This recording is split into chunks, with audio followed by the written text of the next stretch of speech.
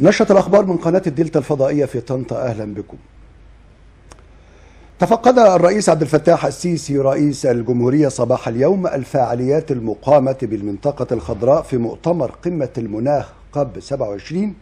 شارك الرئيس السيسي في ماراثون ركوب الدراجات مع مجموعات من الشباب المشارك في المؤتمر لإرسال رسالة للعالم حول أهمية الحفاظ على البيئة، حيث يوجد بالمنطقة الخضراء عدد من الأنشطة الرياضية الصديقة للبيئة مثل الدراجات الكهربائية.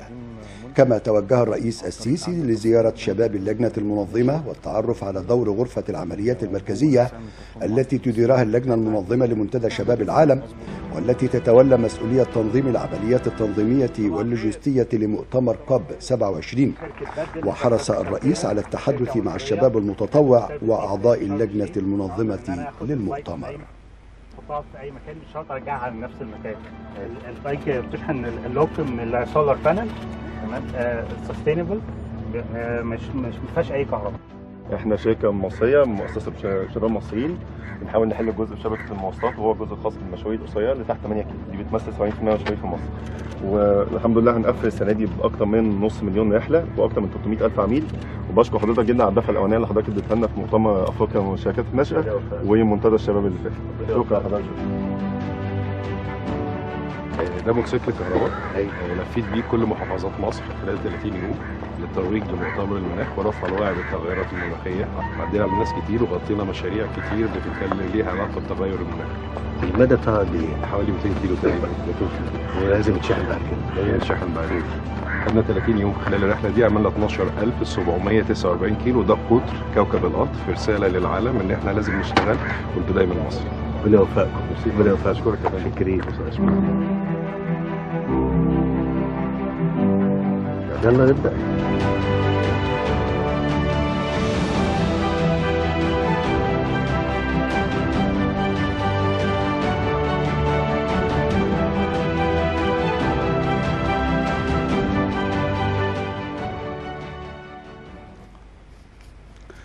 في تغريدتها على مواقع التواصل الاجتماعي قالت السيدة انتصار السيسي قرينة السيد رئيس الجمهورية: شرفت بحضور عدد من العروض خلال تفقدي للمنطقة الخضراء بقمة المناخ في مدينة شرم الشيخ، ولقد شعرت بسعادة بالغة، خاصة وأن القائمين على هذا المجهود هم الشباب المتطوعين وشباب البرنامج الرئاسي الذين يصلون الليل بالنهار لخدمة ضيوف المؤتمر، وحتى يخرج كل الفعاليات في أفضل مستوى. وقد رأيت مستوى غير مسبوق من الاحتراف بفضل ما اكتسبه هؤلاء الشباب من خبرات على مدار السنوات الماضية، وإنني أحيي كل من أسهم في خروج مؤتمر المناخ بهذا الشكل المشرف. عقد الدكتور مصطفى مدبولي رئيس مجلس الوزراء اجتماعا مع مدير عام منظمة الأمم المتحدة للتنمية الصناعية اليونيدو لمناقشة جوانب التعاون بين مصر والمنظمة فيما يتعلق بقطاع الصناعة وبرنامج الشراكة مع المنظمة.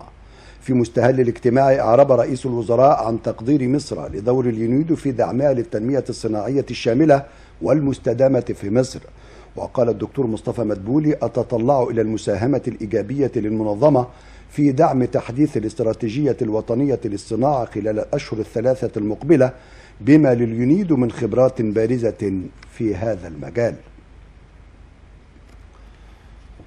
على هامش مؤتمر المناخ كوب 27 شهد الدكتور مصطفى مدبولي رئيس مجلس الوزراء مراسم توقيع مذكرة تفاهم بين كل من وزارة الاتصالات وتكنولوجيا المعلومات وإحدى الشركات المصرية، وذلك لتحقيق التميز التشغيلي الرقمي المستدام للمؤسسات الحكومية المصرية وتحويلها إلى مؤسسات ذكية تعتمد على التكنولوجيا الحديثة الصديقة للبيئة، وذلك بحضور الدكتور عمرو طلعت وزير الاتصالات وتكنولوجيا المعلومات.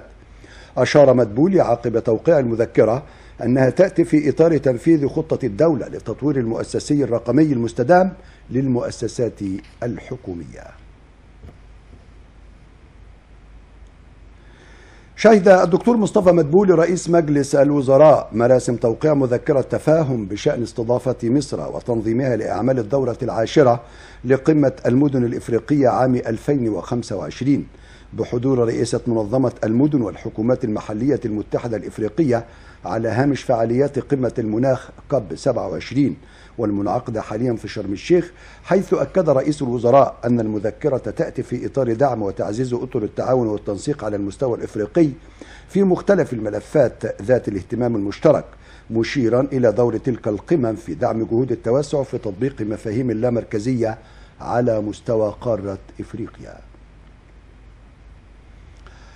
أكد اللواء هشام أمنة وزير التنمية المحلية أنه يتم التنسيق بين الوزارة والمحافظات وبعض الوزارات وجهاز مشروعات الخدمة الوطنية لمراجعة مدى توافر السلع التموينية والمواد الغذائية بالمنافذ الثابتة والمتحركة لزيادة المعروض بأسعار مناسبة. ووجه أمن المحافظين بالتوسع في تنفيذ الشوادر والمعارض المؤقتة والمستدامة لعرض وبيع السلع لتلبية احتياجات المواطنين، مع إعادة توزيع المنافذ المتحركة جغرافيا بنطاق كل محافظة لتلبية احتياجات المواطنين في المناطق الفقيرة والأولى بالرعاية.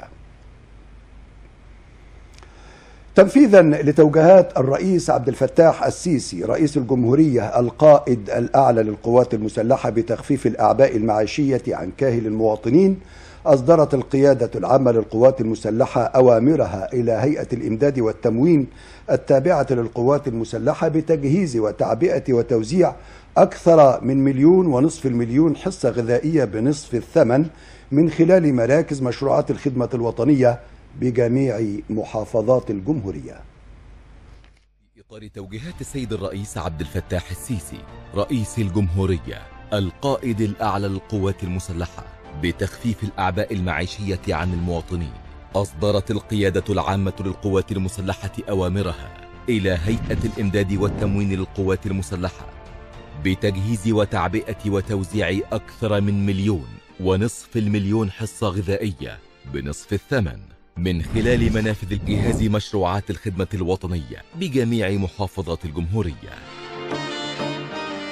ما تشيلش هم، صدقني انت عندنا تبقى الأهم. المصر اهو ابن البلد دي مصر بالنسبة له، ايد واحدة نبني كلنا، همتنا برضه همنا، وده كله فضل وخير كتير من ربنا واخر كرم. وبلدنا دي ما تنساش، في الشدة ما تستناش، ليك ظهر وراك اطمن، ليك احترام وإيمان.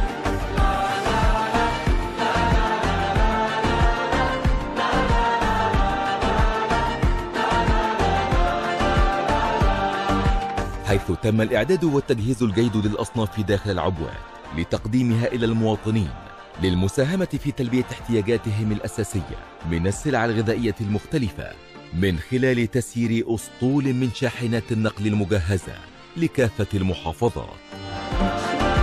وأعرب المواطنون عن اعتزازهم بالدور الوطني الذي تقوم به القوات المسلحة انطلاقا من مسؤوليتها الاجتماعية في تخفيف العبء عن كاهل المواطنين خلال تداعيات الأزمة العالمية. احنا احسن من دول كتير خالص، وربنا يستر علينا، وربنا يخلينا رئيس، وربنا يخلي شعب مصر كله. وجميع الشعوب مضغوطه، جميع الشعوب اللي حوالينا كلها مضغوطه، مش احنا بس، والغلا في كل مكان. بس الشعب انا عايز بقول له اصبر، لان الصبر مفتاح فرج، مفتاح فرج. وباذن الله ربنا يعين السيسي ويعين البلد برضه. البلد الحمد لله في امان وعايشين في امان، ما كانش موجود الامان دوت. اغلى سيمه في الدنيا هي الامان، واحنا عايشين في امان الحمد لله. الحمد لله بناكل وبنشرب وماشيين في امان، وبيتنا بيروح ويجي بامان. الدنيا خير، فيها خير، بس عايزه شويه صبر من الشعب. ما دي ازمه عالميه، واحنا الحمد لله عايشين والناس عايشه. الناس عايشه ما فيش مشكله يعني، وبدليل ان الحاجه اهي موجوده اهي والناس كلها ملمومه عليها اهي، حاجه رخيصه كويسه. في ناس كتير قوي يعني في بلاد اجنبيه بشوفها في التلفزيون مش لاقيين الحاجات دي كلها، فاحنا بالنسبه لنا وبالنسبه اللي احنا فيه ده الحمد لله كويسين الحمد لله، وبنلاقي كل المنتجات في السوق.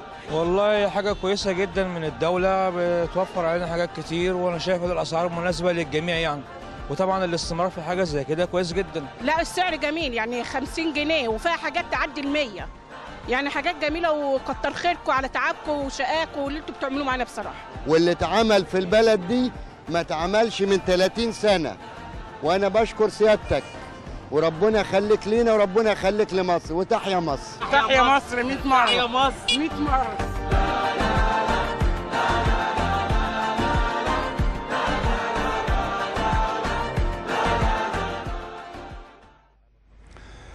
تنفيذا لتوجيهات الرئيس عبد الفتاح السيسي القائد الأعلى للقوات المسلحة بدعم الأشقاء اللبنانيين لمجابهة تفشي وباء الكوليرا، أقلعت طائرة نقل عسكرية من قاعدة شرق القاهرة الجوية محملة بكميات كبيرة من الأدوية والمستلزمات الطبية المقدمة من وزارة الصحة والسكان إلى لبنان لمساعدتهم في السيطرة على تفشي وباء الكوليرا.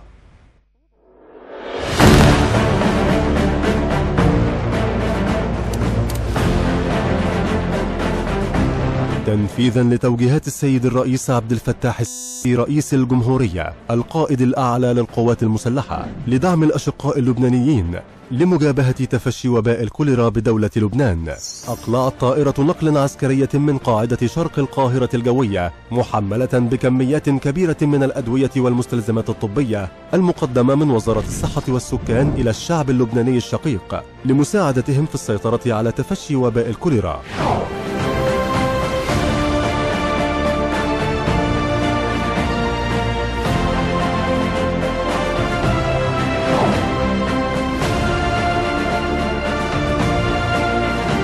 هذا وأعرب المسؤولون اللبنانيون عن تقديرهم للجهود المصرية المتواصلة والمساندة المستمرة التي تقدمها الحكومة المصرية لدولة لبنان لمساعدتها في السيطرة على هذا الوباء قبل أن ينتقل إلى مرحلة ترتفع فيها الكوليرا بأعداد عالية في كل المناطق اللبنانية، وحتى لا ينتقل الوباء لمرحلة الاستيطان. نحن حقيقة بدنا نغتنم الفرصة لنشكر أخوتنا وأشقائنا في مصر حكومة شعبا وقيادة على دائما الوقوف بجانب لبنان في كل أزماته إن كان صحية أو غيرها، ونحن أكيدين أنه بإذن الله بهذه الدعم وهذه الجهود المبذولة إن شاء الله لبنان بمساعدة أخوانه وأشقائه سوف يتمكن من تجاوز المحن اللي عم بمر فيها. ويعد الدعم المصري المقدم للجانب اللبناني تأكيدا على متانة الروابط التاريخية التي تجمع بين مصر ولبنان.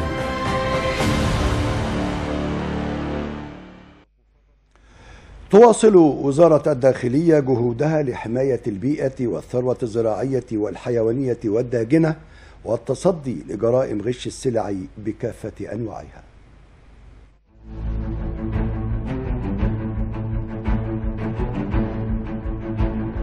استكمالا لما تبذله أجهزة وزارة الداخلية من جهود لحماية البيئة والثروة الزراعية والحيوانية والداجنة والتصدي لجرائم غش السلع بكافة أنواعها، فقد وجهت الإدارة العامة لشرطة البيئة والمسطحات بالتنسيق مع قطاع الأمن العام ومديريات الأمن حملات تفتيشية مكبرة في هذا الإطار، حيث أسفرت هذه الحملات عن ضبط أكثر من 10 أطنان سلع غذائية متنوعة ولحوم ودواجن مجهولة المصدر داخل عدد من محلات وشركات المواد الغذائية واللحوم، وكذا مطعم بدون ترخيص بنطاق مديرية أمن القاهرة. كما تمكنت من ضبط المسؤولين عن شركتين بدون ترخيص للمواد الغذائية بالقاهرة بداخلهما أكثر من 10 أطنان لحوم ودواجن ومصنعاتها مجهولة المصدر.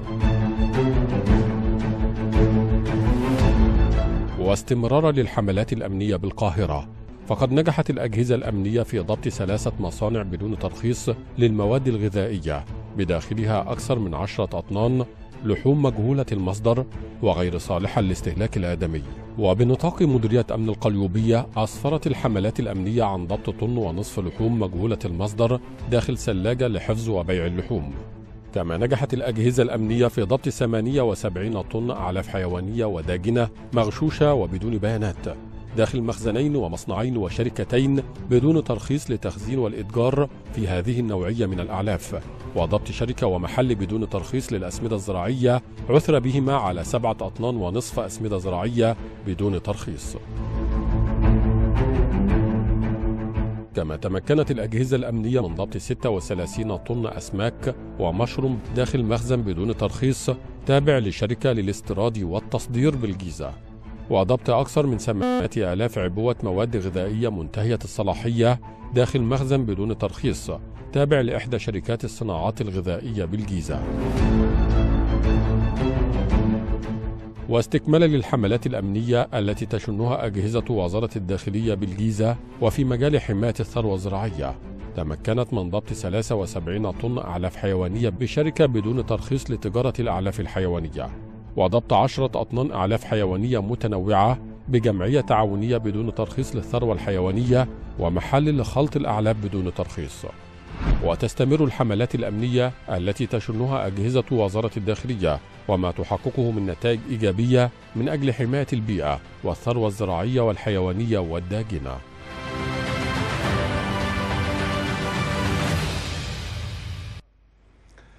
في الغربية تابع الدكتور طارق رحمي محافظ الغربية جولاته الميدانية داخل مدينة المحلة الكبرى للاستماع إلى مطالب الأهالي على هامش تفقده للقوافل الطبية والاجتماعية والغذائية التي تنظمها المحافظة، حيث تفقد رحمي قافلة مديرية التربية والتعليم والتي شارك فيها 21 أخصائي نفسي واجتماعي لاستلام طلبات لدفع المصروفات المدرسية وملابس وأدوات للطلبة غير القادرين.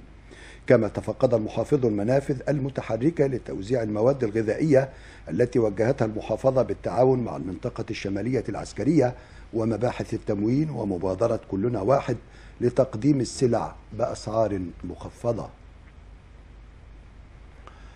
في جامعة طنطا نظم قسم إدارة التمريض بكلية التمريض جامعة طنطا الندوة العلمية 14 تحت عنوان واقع وتحديات ريادة الأعمال في التمريض. حاضر في الندوة عدد من أساتذة التمريض بجامعة طنطا والجامعات المصرية، وحضر الندوة الدكتورة عفاف بصل عميد الكلية والدكتورة سحر الخضر وكيل الكلية للدراسات العليا والبحوث.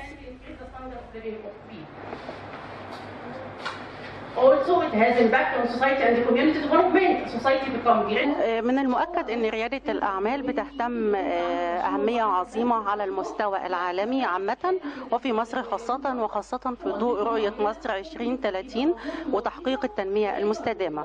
فإحنا هنا عايزين نعلم طلابنا إزاي يطبقوا ريادة الأعمال وإزاي يتخرج ويكون رائد أعمال ناجح، وإزاي يكون عنده فكرة لمشروع أو عمل جديد بحيث أن هو يطبقه ويستفيد منه ويحقق بروفيت او يحقق عائد او ربح ويحسن من الدخل للفرد، وبالتالي يحسن من الدخل القومي للبلاد ككل.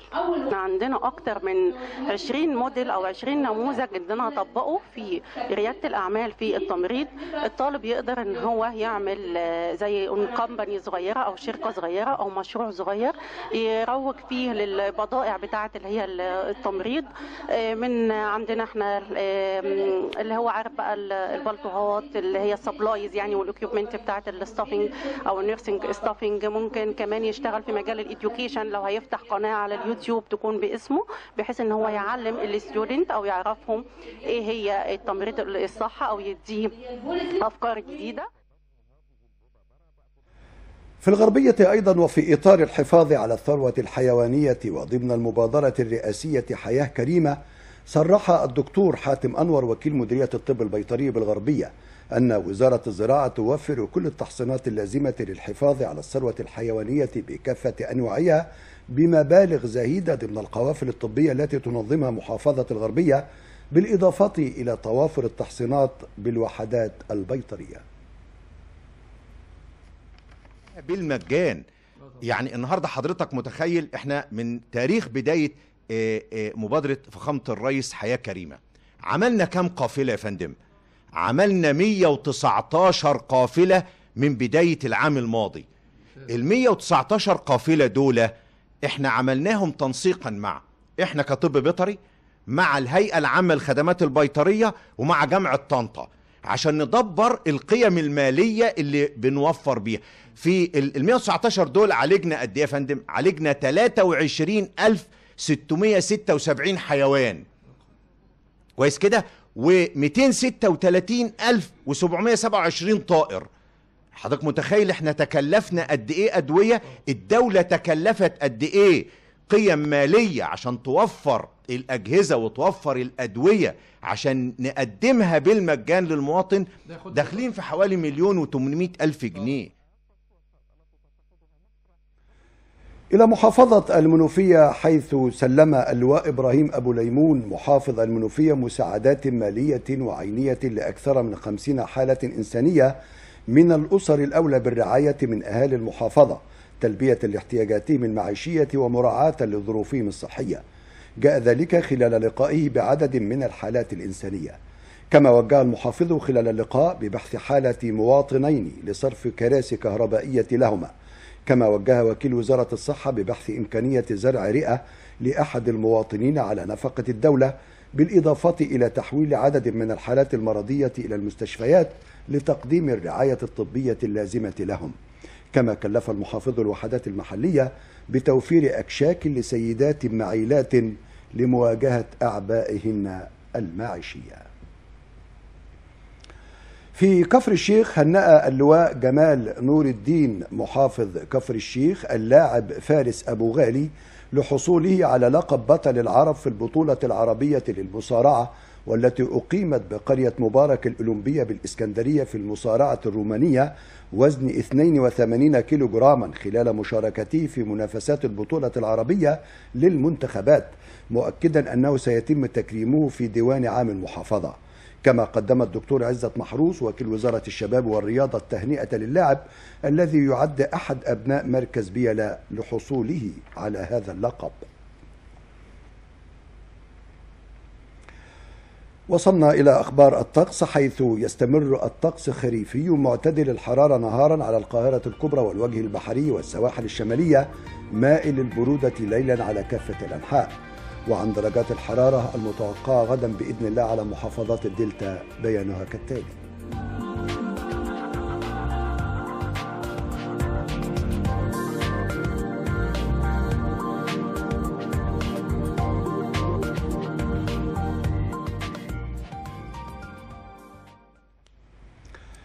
انتهت نشرة الأخبار، نشكركم لطيب المتابعة، طاب مساؤكم في أمان الله.